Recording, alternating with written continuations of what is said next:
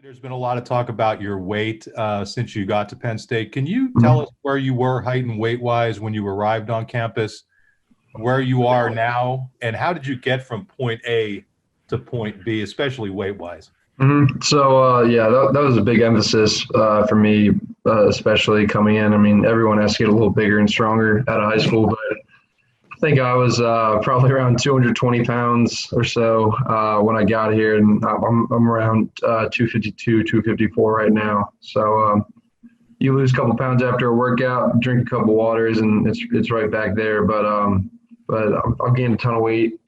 Feel a heck of a lot stronger.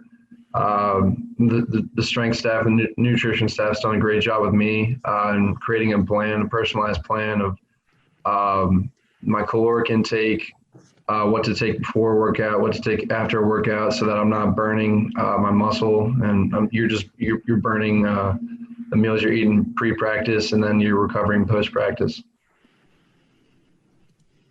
Next up is Audrey Snyder with The Athletic. Hey, Zach, thanks for your time. Of course. I'm curious. I know a lot of guys have talked about working out at State High and kind of, quarterbacks being able to throw to receivers there, those kinds of things. Have you been going through those workouts with Sean? And if so, what has that been like?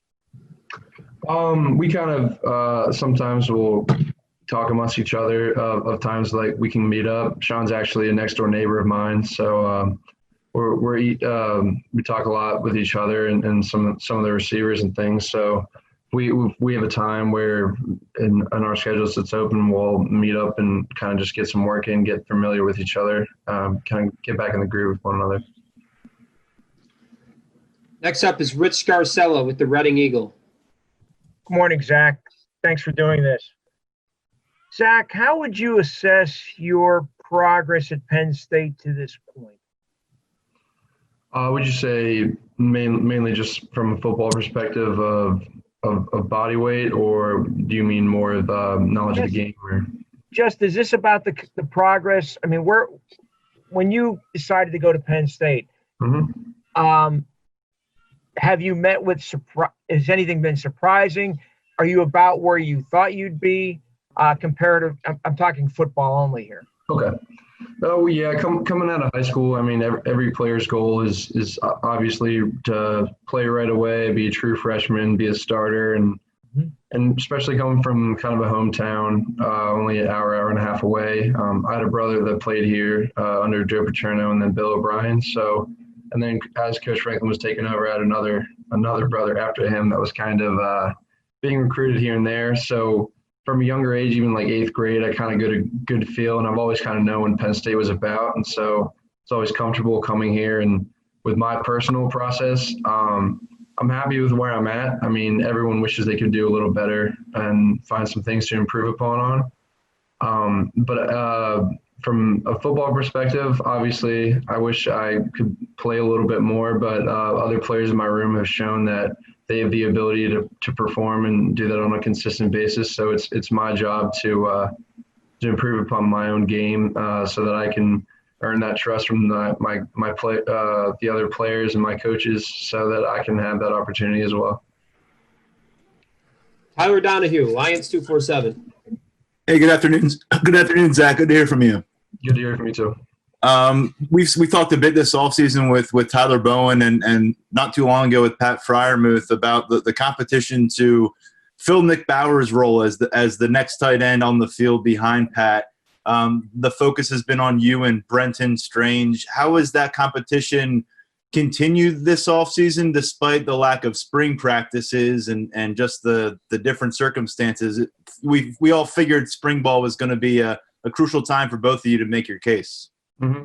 Well, the tight end room especially, we're all very close with each other, and we all know we're never opposed to friendly competition and pushing one another. So I push Brenton pushes me, and then the same thing with Pat.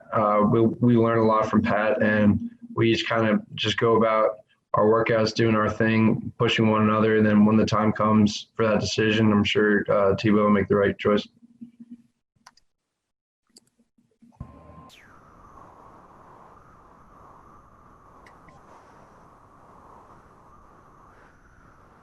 Hello? Sorry, I was muted. Nubias Wilborn, Pittsburgh Post-Gazette. Go ahead, Nubias. Hey, man, how's it going, man? Thank you for doing this. Of course, thank you. Good. Question from there, just overall with football, two things. One, when's the last time you wore even shells and helmets? And how much do you actually miss putting on that equipment in that way? The last time we had them on, it feels like it was almost during the season, end of the season at the bowl game, because didn't get that spring ball experience, and honestly, I miss it a lot. You miss it more than you think, because everyone's like, oh, at first with the COVID, it's like we get 1 week off. It's like, all right, we'll take a little extra extended vacation, but I mean, the week after that, you already start to miss it, and you forget what it's like. And just going out on the field now, doing workouts, you miss being out there practicing. And in the moment, you want to hate it because how hard it is and everything. But in the end, it's so worth it. So rewarding just going through that with your teammates and everything with that. So.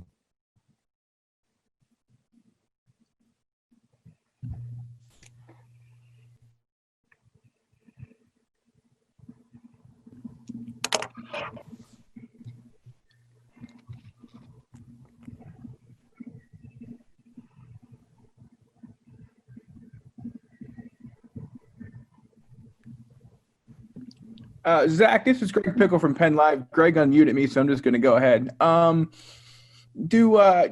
are you most excited about with Coach Shiraka's offense, and where do you guys think you are in terms of being where you'll need to be for the start of camp compared to, say, a normal year? Mm-hmm.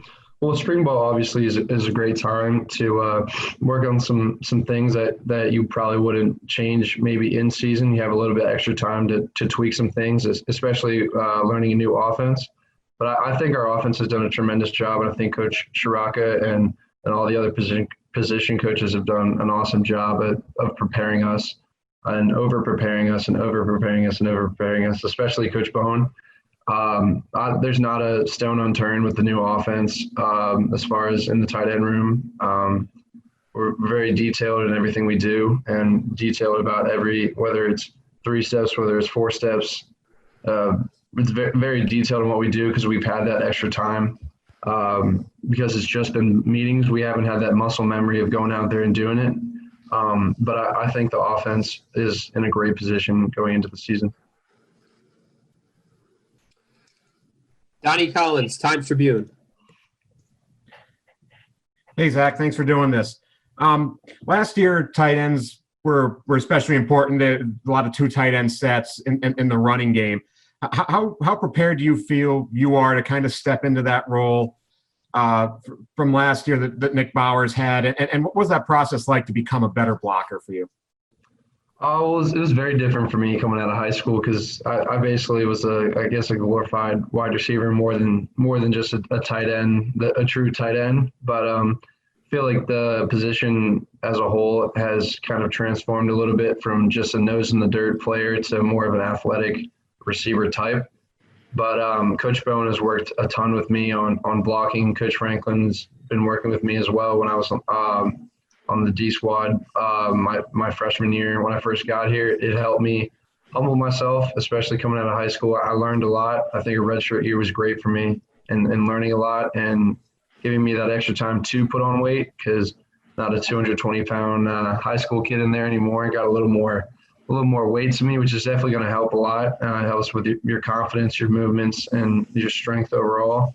But going into this season, I feel a lot more comfortable, the best I've ever felt from any year past. You just want to improve year after year, and Bowers did a great job of kind of solidifying that role for him and being a great blocker and being a guy we could rely on when we needed him. And so it's my job to step into that role and get the job done for the team. John Sauber, Center Daily Times. Hey, Zach, what do you see the role of the tight end being in the new offense, and how do you think that role suits you?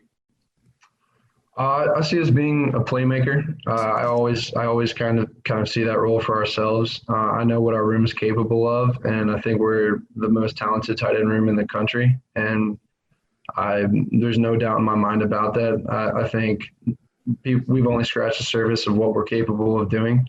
And I think the new offense does a great job of implementing the tight end, whether it be a specific play for the tight end, second progression, third progression, whatever it is. I think Coach Shiraka is excited about what he has at the tight end position here. And maybe in years past, he wasn't able to have that many playmakers in this position. So I think the offense for us going into it this season is going to be real exciting.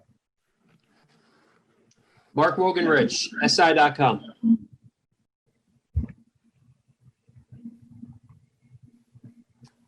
Mark, you there?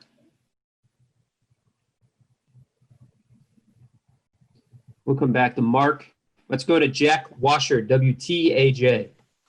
Hey, Zach, how much has your life kind of changed away from football in terms of, you guys have been back on campus for a month, just outside of workouts, just in this COVID world, how has your life really changed?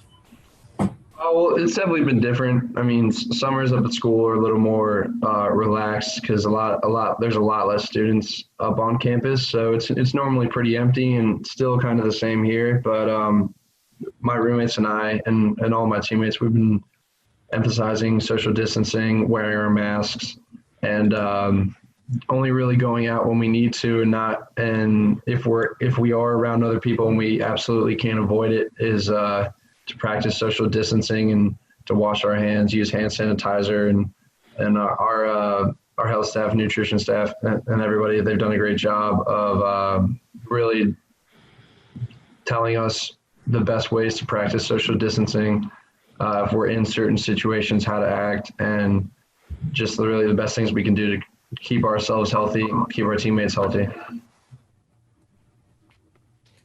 All right, we got time for another round of questions. Let's go to Mark Brennan, Fight On State. Zach, you talked about putting on the weight. I wonder how that impacted your speed and quickness. Can you tell us what maybe some of your most recent testing numbers were? Mm-hmm. So I can't remember the exact time we were in our last 40s, but I'm actually jumping higher than I've ever jumped before. I'm running faster than I've ever ran before. When our testing numbers, I think my last vertical was like 38 or 38 and a half, and my 40s I'm right at 4.6. I think my last one was 4.60 or 4.62. So I'm still dropping. I was definitely slower in high school, and it's weird how I keep gaining weight, keep getting stronger, yet I'm still jumping higher, running faster than I was when I was lighter. So I think the weight's working well for me. It's going where I need it to, and it's helping me perform better. Audrey Snyder, The Athletic. Zach, you mentioned being neighbors with Sean. Imagine that has to help your connection with him. What's it been like during these times, just trying to figure out, get everybody on the same page, like you said, while, adhering to distancing and all those sorts of things? How are you guys able to do that even when you're outside of Haluba Hall? Well, again, like I said, Andy Munham's done a tremendous job of telling us what to do, guidelines to abide by, and with Sean being a neighbor, we're all pretty cautious. We were cautious around each other when we first got on campus because once we first got tested, we kind of stayed put, and then once we started to get the negative results, and we were a little more comfortable going around each other, and we won't go around each other if we know they've left state college or been around people where they may be infected with the virus. So we've done a great job of maintaining distances when we needed to, and then now that we're allowed to kind of get back into it a little bit more and more each week.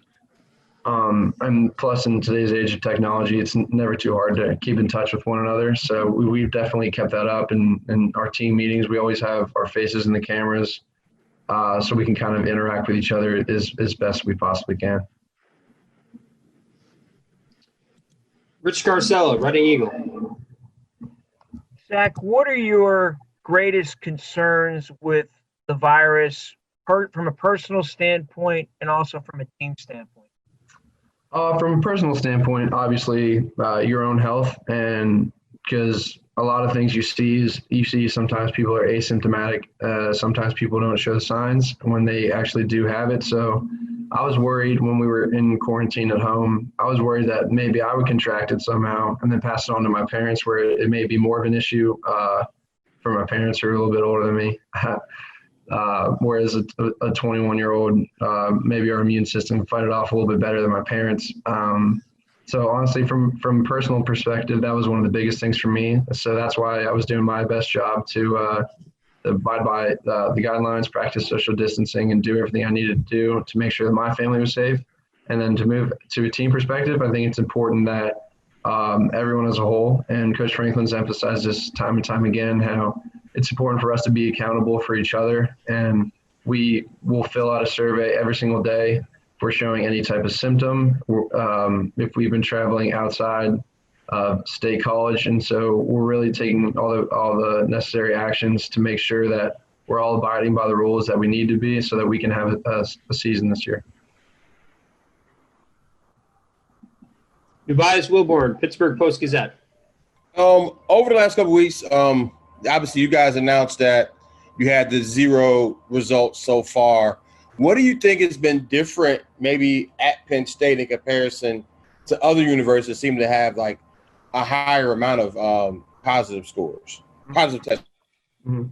Well, again, I can't speak on what another school might be doing, but I mean, I know just Penn State athletes are they're top of the line, and we all want to be the best in everything we do. I think Penn State has a great history in all their sports programs, and if you generally want to have a season, you want to be able to play and have that opportunity. You got to take care of, like I said earlier, like when you were home quarantining, you take that seriously, and then when you're able to come back, you take that seriously as well, and don't take that lightly, because all it takes is one person that can spread like wildfire. And I think all Penn State athletes have done a great job of that. Greg Pickle, Penn Live. Hey, Zach, any players that you've seen now that you've been around the guys a little bit more who came back in maybe more impressive physical shape than you thought they would, or made big gains? Anybody come to mind from a physical standpoint? Mm-hmm. Well, I haven't seen too many people, honestly, because we're all still kind of separated in groups. But from the people I've seen, I think, honestly, Smith Vilbert and Adiza Isaac, they're two guys that I haven't seen for a while, but been impressed with what they're doing and how they've been getting bigger. So. Tyler Donahue, Lions 247. Go ahead, Tyler. Yeah, Zach, before you and Pat enrolled, you talked about, coming to campus and forming the best duo in college football at the tight end position. Mm-hmm. He's accomplished a lot in a couple of years already. You're looking to make a big move here in 2020. How has his consistent presence with you, going back to being commits together, pushed your development? And what has it been like to have a firsthand account of him rising to such prominence before his junior year? Well, honestly, Pat's done a tremendous job, and I mean, no one can deny that. He's been consistent. He's played well. He's come up for the team when we needed him, and for me, especially when we were coming out of high school, like we did talk about that being that dynamic duo, and I think now's a perfect opportunity to display that. I think Pat's shown what he can do, and he can do even more, and I think it's my time to kind of show what I'm made of and what I'm capable to do. Donnie Collins, Times Tribune. Zach, what kind of standard has Pat set for you guys in the tight end room? And what's the most impressive thing about him? It doesn't have to be on the field. It could be off the field. But what are you most impressed with about the way he approaches the game and life and things like that? Well, Pat's got a great motor. Honestly, I can't think of a day that Pat's not whether after practice, before practice, Pat's not in lash, getting better, whether it be an extra rehab session just so he can feel better going on before practice or after practice, taking care of his body. I think he's done a great job of setting the standard that you get out what you put in, and he's done a great job of putting the extra work. Even though he could be like the best tight end in the country, he still has a chip on his shoulder that he needs to be better. And he takes that chip on his shoulder every day when he walks in the building. John Sauber, Center Daily Times. Zach, you mentioned how you've improved as a blocker, but what are the finer points of receiving that you've improved on in your first 2 years on campus, and sort of how have you gone about doing that with you being already an accomplished receiver in high school? Well, in high school, a lot of it is my coach just going out there saying, "Hey, Zach, run a fade," and you're just bigger than the other guy. And that's just kind of how it goes in high school here and there. But I mean, it's a whole different world when you come to college. It's not just being better than the other guy.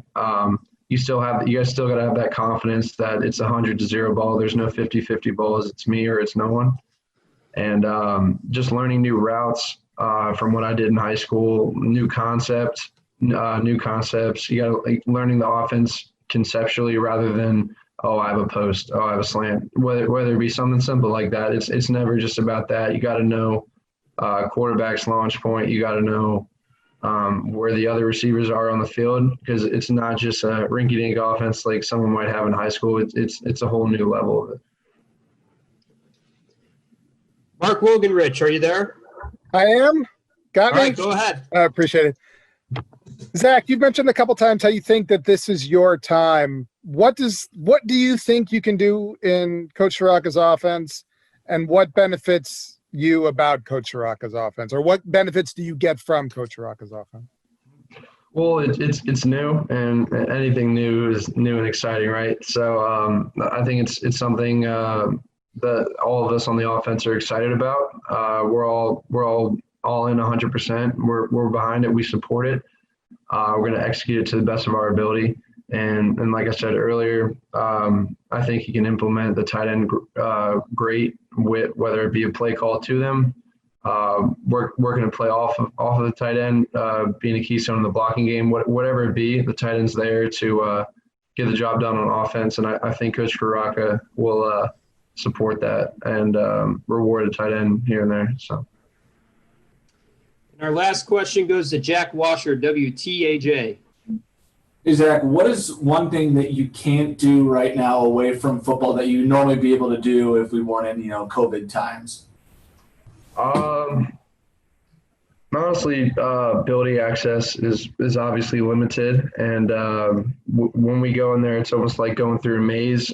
There's designated entrances, there's designated exits, and we all abide by those rules. So normally you can go in pretty much whenever you need to, whether it be get some water, get some Gatorades, treatment, get some jugs work. So there have been little adjustments that we all have had to make, but we've made those adjustments, and we're doing everything we possibly can to be ready, to be as ready as we would be if there was no COVID going on.